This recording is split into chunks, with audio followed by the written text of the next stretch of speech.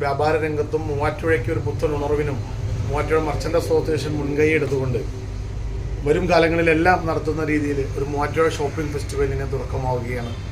മൂവാറ്റുപുഴയിലേക്ക് നഷ്ടപ്പെട്ടു പോയ മുഴുവൻ പ്രതാപവും തിരിച്ചു കൊണ്ടുവരുന്ന ഈ പദ്ധതി മൂവാറ്റുപുഴയിലെ ഓരോ ജനങ്ങളും, ഇത് വ്യാപാരികൾക്ക് വേണ്ടിയുള്ള ഒരു പദ്ധതിയല്ല, മൂവാറ്റുപുഴയ്ക്ക് വേണ്ടിയുള്ള, നമ്മുടെ സ്വന്തം മൂവാറ്റുപുഴയ്ക്ക് വേണ്ടിയുള്ള ഒരു പദ്ധതിയാണ്.